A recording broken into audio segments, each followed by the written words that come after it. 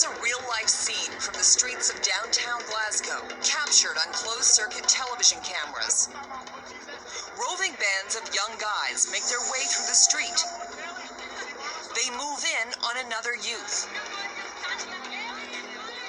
They corner him against a car. One of the guys pulls a knife, a machete in fact. It's a relentless, vicious attack. The boy nearly died. The teen wielding the knife was caught and charged with attempted murder. A random attack? No. That's what the kids do on a Friday night.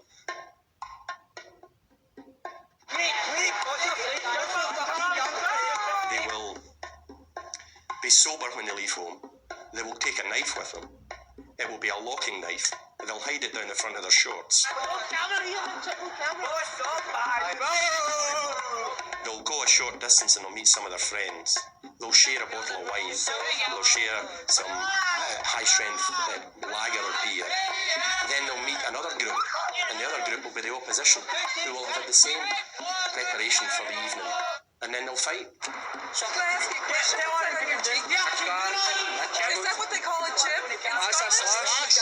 When did that happen? Oh, when I was drunk, just got up fighting or that stuff. So I was in potion. You're freeing at my face. Fucking bad. And what happened? I was slashed by a knife.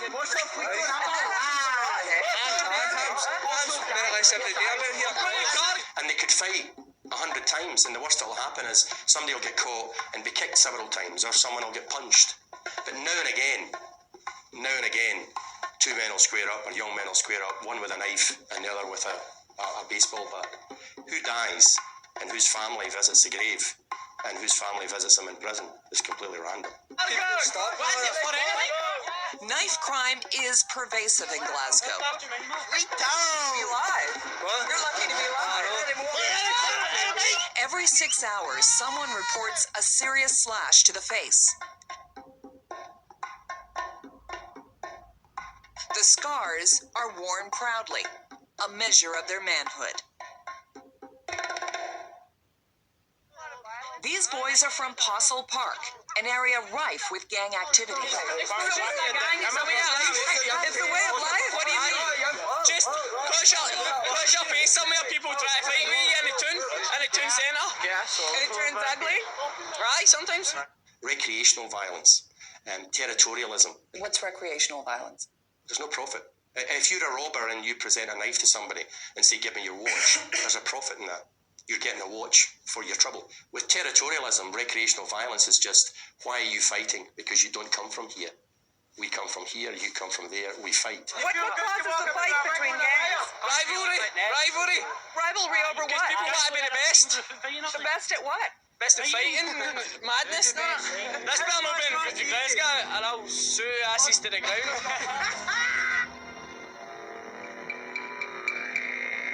Here's the territory they come from and fight over. They're known as the schemes, the poorest parts of the city. In North America, we would call them the housing projects. The violence may start here, but as we showed you, it often spills onto the streets of downtown. Here's another example. On this particular night, several groups of young men meet up downtown, and the result is a full-on brawl. Over 600,000 people live in Glasgow. Some 2,000 boys and young men take part in gang violence.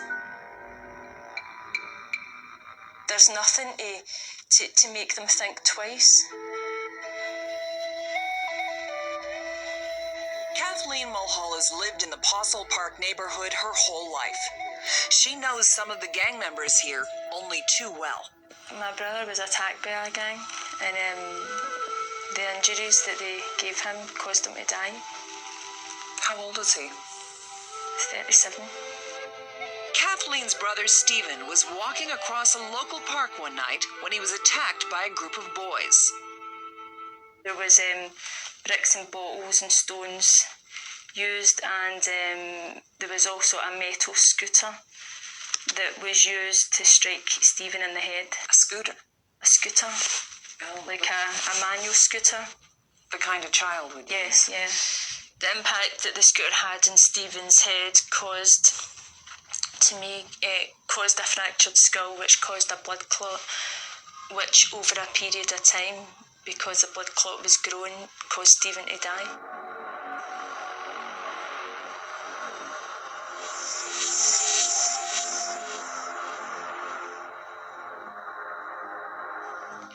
After our interview, we were shooting scenes of graffiti on this wall near the park where Stephen was killed. Kathleen spots us and drives up. Young Postal Fleeto, YPS. She explains the significance of the names on the wall. Billy Joe, he was charged with murder. He was 14 at the time, so that's his name there. This, as it turns out, is what she has to look at every day. The names of neighbourhood boys who have been charged with murder. Darren, as you can see, that's Darren 02. He was charged with murder. Including the name of the teenager who killed her brother. You can make the assumption that what we've done up until now has not worked. And let's start again.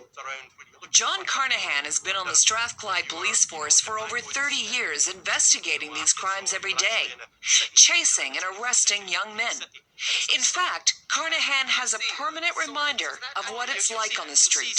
What happened there? I was a young detective and relatively fit, and there was a fella breaking into a school, and we get the call, went to it, saw him, chased him for about a mile and a bit. He was getting away and I was just about to give up. He jumped over a fence, and as I jumped over the fence, I caught my finger on the top. That was it. And the annoying thing is, for years after, I tried to find out who it was, because I wanted to go back to him years later and say, "You cost me a finger."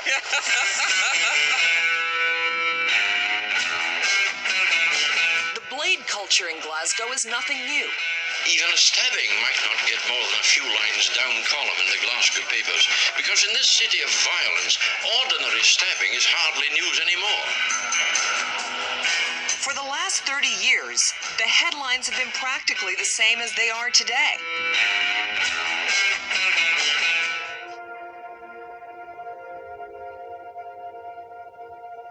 Today in Glasgow, gang violence takes as many lives as it did back in the 60s, about 70 people a year. Carnahan asked his chief intelligence officer to look into the situation to give him a better idea of why this was happening. I didn't just look at Glasgow in the last 2 or 3 years, I looked at it over 30 years.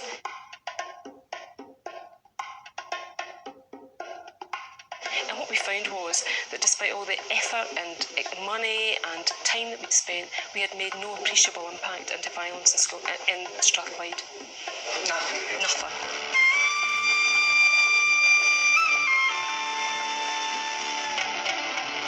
McCluskey didn't only look at the crime statistics, she looked at every statistic coming out of the schemes. And suddenly, they had the big picture. This was not only the knife capital of Europe, these neighborhoods were a death trap for men in general. For example, the average life expectancy for a man in the United Kingdom is 76. The average life expectancy for a man in Iraq after the war is 67. Here, in the poorest parts of Glasgow, the average life expectancy for a man is 54. 54. Why? It's a perfect storm of factors. High unemployment. 1 in 6 households is fully unemployed, no one is working. High rates of alcoholism, depression, lung disease, low levels of education. Now, armed with this information, Superintendent John Carnahan came to a new conclusion. The policeman decided that scenes like this weren't just a crime. He decided scenes like this were a public health catastrophe. If you've got a block of flats with 15 flats in it, and they're on a street, and the street's in an area of high deprivation, why is it the kids who are in those flats, the guy in the top flat becomes a teacher, the woman on the other side, she ends up a prostitute and a heroin addict, and the boy at the bottom becomes a murderer, and the guy on the other side becomes a victim? Why is that? Why? They live in the same street, they live in the same area. The difference is what's behind the front door. The difference is those early years. So I think the way to look at it is perhaps different from that criminal justice thing. And the way to look at it perhaps is to, or understand, is to think about it in terms of a public health issue. If we had applied, for instance, let's say that 40 years ago public health had a problem with measles and they decided that what they wanted to do was use the criminal justice model. Well, how would they have applied it to that? They would have built more hospitals. When you got spots, they would have put you into the hospitals and isolated you. They would have got more nurses to look after you. And once the spots got better, they'd let you out again. Now, it wouldn't have affected measles. We wouldn't have cured measles. But everyone would have felt a bit safer because the people who had them